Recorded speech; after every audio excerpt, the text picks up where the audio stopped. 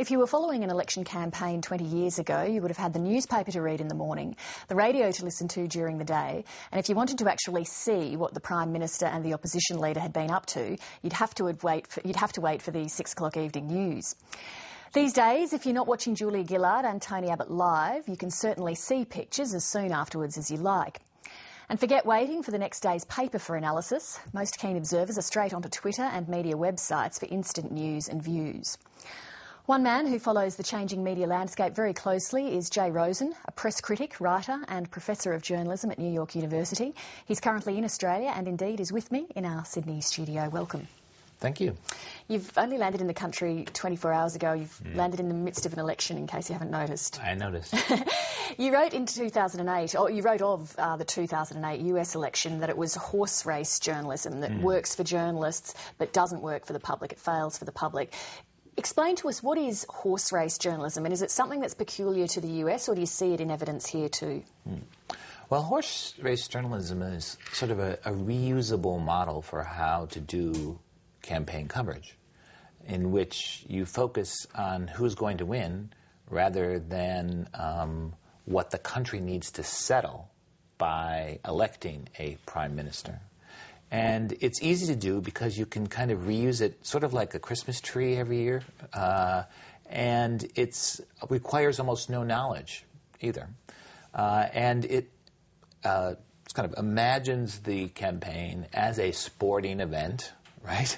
And everything that happens in the campaign can potentially affect the outcome. And so you can look at it as, how is it going to affect the horse race? And every day you can ask, who's ahead? And what is their strategy?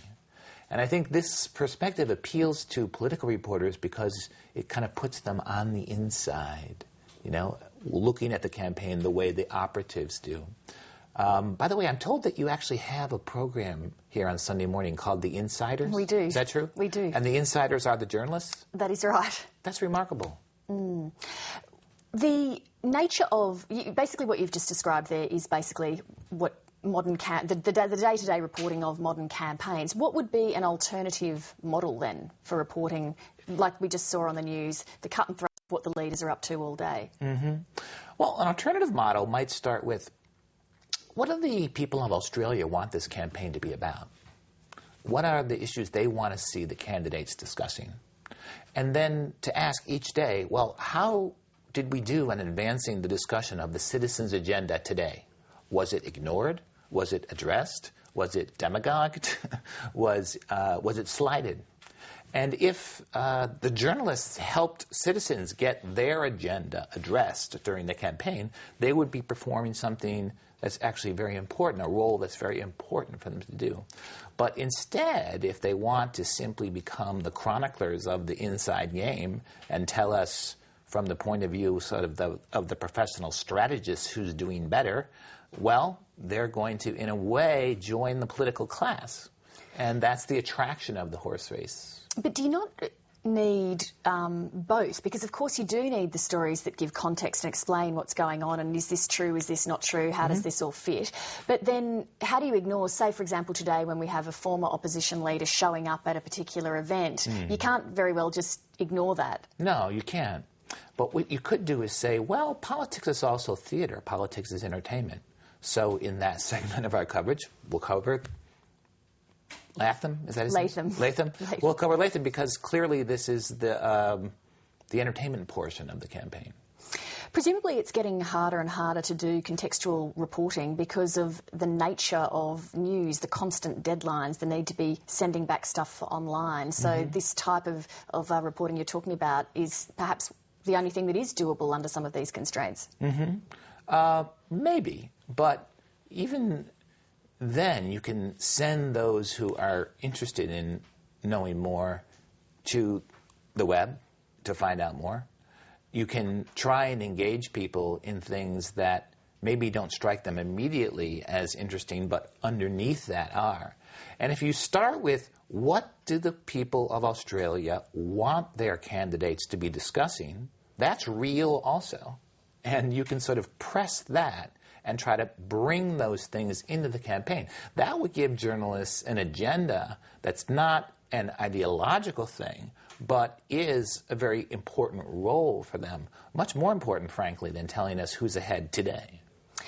You mentioned reporting on things that might seem boring superficially, but are actually interesting when you dig a little bit deeper. And you've written about an example of some reporting in the United States to do with the financial crisis. Talk us through that a little. Well, This American Life, which is one of our best radio programs, produced a 1-hour documentary in 2008 called The Giant Pool of Money, which explained the financial crisis and its roots in the mortgage market to people who, like me, didn't understand the story and thought it was kind of crazy. And they did it not by asking professors of finance to explain what went wrong in the market, but instead by going to people at every level of the system who were involved in this crazy system and asking them, what the heck did you think you were doing? And why? And getting them to explain their own actions in retrospect. And they started out, that is, the producers of the program, in the same position as members of the audience, baffled by this complicated thing that had crashed and caused huge, horrific consequences in their world. And they didn't understand it any better than the audience did. So they were representing the ignorance of the audience, and the drama of the documentary is they move from a position of ignorance to mastery of the subject by investigating it and starting where citizens start. And so as a listener to that, did you feel at the end of it like you understood the origins of what was going on? Well, that was the extraordinary thing. Before that time, I had heard about the subprime mortgage crisis, and I knew it was kind of serious, and headlines had warned me that this was big, but I didn't really understand a thing about it. And after I listened to this documentary, I knew what had happened. And I kind of knew why it had happened. And I also knew why it was important. And I knew how the events of mortgage brokers in Kansas were related to global finance, because they started with this giant pool of money that investors have around the world, and they search for opportunities to invest it to get a higher return. So that's where they began. So it connected the local to the global and explained this story, so that now I became a kind of customer for the news and for the remaining chapters of the story, which were still unfolding, like how do we prevent this? The incremental stories then after that held your interest. Yes, whereas before that the incremental stories not only didn't hold my interest, but in a way turned me off to the news. There's a whole lot of stories like that around, that there never seems to be a beginning or an end. Say, for example, the Middle East crisis, where Indeed. It's a very difficult story to dip in and out of. Yes, yes. But if we can't rely on our professional journalists to make the important interesting, whose job is it? Where are most consumers getting their news from these days? Well, it's lots of places. I mean, they certainly do get it from the traditional networks and newspapers. They also get it from each other, and they get it from amateurs as well as pros. And increasingly, because people are connected online all day long, they kind of get it from being awake. You know, like in a small town, you get your news by walking around. Right? Today, people get their news by just being online. How significant is it getting news and links passed on to you from friends? How much, or people that you trust who have a presence, say, on something like Twitter, how important is that becoming, and how are mainstream news organisations dealing with that? Well, in the days of big media, the audience was connected up to the ABC or to the Sydney Morning Herald, but not connected across to one another. And what's so different about the internet is that it's both. It still can connect you up. You can go right to the election campaign, or in the U.S., you can go right to whitehouse.gov and access the White House directly. But the internet is extremely effective at connecting friend to friend, daughter to father, right, peer to peer. And as a result, people get news as much horizontally by recommendations as they do from big media. So, for example, when Barack Obama gave his famous speech on race in 2008, which was a key moment in the campaign, it was on CNN during the day, but more people actually accessed it through the web afterwards, through recommendations. You have to watch this speech, right? Than who actually saw it at the time. So what this means is that the audience is also a distribution system And when people get recommendations from their friends, it means something quite different than when the television set is telling them what to do. It's a bit more personalised because presumably your friends know the sorts of things that you would be interested in, so it's a little more targeted. Yes. Are major media organisations thinking in those sorts of ways as well, that they know that I click on certain types of stories on the New York Times, for example? Is it at some stage the New York Times going to become, I guess, a bit like Amazon, where I click on and Amazon says, hey, if you like The Sopranos, you'll love The Wire? Is the New York Times going to start doing that? Hey, if you love this story on Barack Obama, you'll also love this one on Hillary Clinton. Yes. I mean, the web allows news producers to know much more about the people who are using the news. And they can therefore incorporate that into what they suggest to you. But there's a danger there because we don't always know what we're interested in until we're presented with it. So they need to do both. They need to understand their users very well and use the data coming from the web to do that. And they also need to exercise their independent judgment about what's important. But how do you know what's important to me unless you know something about me? So that's where the two work together. And are the big media companies moving quickly into that sort of area? Is it something they're paying a lot of attention to? Well, it's both. It's the upstart companies tend to be quicker, born on the web companies faster to use this kind of data. But the traditional news companies are learning that they have to do that as well.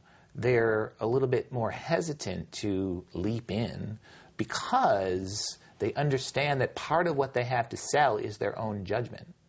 And they sometimes look at all this information coming from the web about what people are doing and clicking on and searching for, and they look at it and they say, well, will that erode our judgment? And what I think they need to do is just sort of swallow that and find a more fertile combination of the two. What about the argument that if news becomes, I guess, more personalised or specifically tailored for people, that we end up living in echo chambers and only hear views that reinforce our own? Well, the people who worry about echo chambers, they're all listening to each other. Get it? They're in their own echo chamber. Yeah. I see. I think there's something to that, but the idea that before we all had the same news and therefore lived in the same world was, in a way, an artifact of a limited media universe. And there was a lot of illusion in that. Now that people have many more choices about what to listen to and who to pay attention to, we simply have to create a common culture through more difficult and more challenging means. We have to actually persuade people to pay attention to the issues that unite them, as opposed to sort of forcing them to do so through a limited media universe. And that's a lot harder, but I think it's probably more meaningful if you can get people to engage on the things that really unite them, which include problems. You once said, with credit to Clay Shirky, that there's no such thing as information overload, there's only filter failure. Mm-hmm. What does that mean? It means that because there are so many more sources and there is so much more stuff online coming at us, we sometimes think we're going to be overwhelmed and who can make sense of it, and we kind of look at it, some people do, as chaos. But we should actually just calm down a little bit and realize that in an era of information abundance, which is what we're living in, we can manage it if we have good filters, meaning ways of filtering the flood, of finding the good stuff, of knowing what's worth paying attention to. And if we can improve our filters, we can cope with even a huge increase in supply. So that's what that statement means. It's let's improve the way